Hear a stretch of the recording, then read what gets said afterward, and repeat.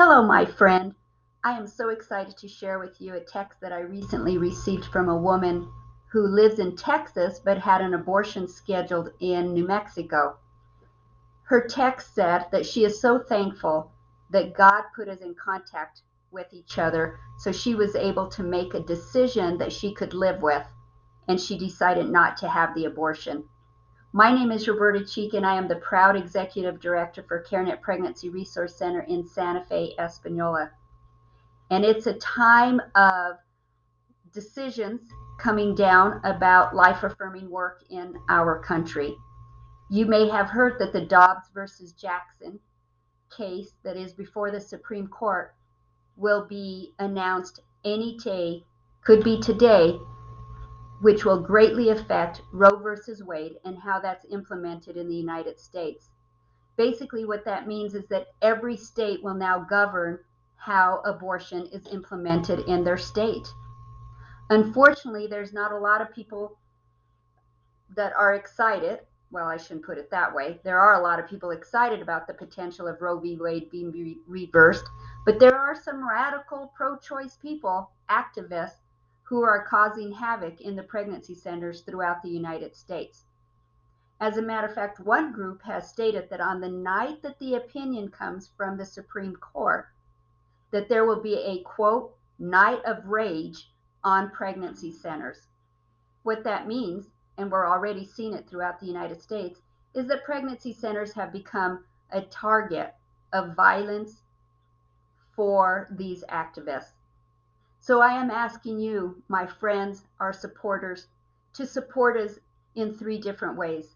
Number 1, I am calling a watch and pray opportunity. Please pray for us.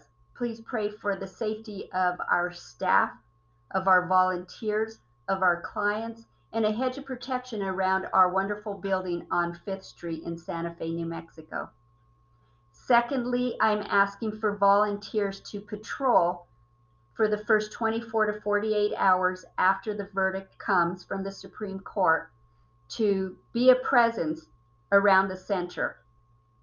I'm not exactly sure how that schedule will work, but we're thinking right now that we can have individuals, 2 or 3 individuals at the same time, hanging out around the center, maybe inside the center with the lights on, to first of all pray, and second of all, not to engage with activists, but to call the authorities. I've already been in touch with the Santa Fe Police Department asking them for extra presence around our area when that verdict comes down. Thirdly, because none of this extra protection and cameras and the things that we are having to do was a budgeted item for 2022, I am asking for additional financial support. Between your prayers, a physical presence, and additional financial support, I am sure that God will hear our voices and protect our center through this tumultuous times. Thank you so much for your support. I'd like to close with this particular verse that's in Luke. It says, "Be always on the watch and pray that you may be able to escape all that is about to happen and that you may be able to stand before the Son of Man." Our goal is to be honorable and before God and to glorify Him in our life-affirming work. I want to assure you that as different attacks are coming on the pregnancy center, that we are standing fast and available to help men and women who are making very difficult pregnancy decisions. And every day we are experiencing women who want to have an abortion and are changing the mind because of the life-affirming work that we are doing here in Santa Fe. Thank you, and God bless.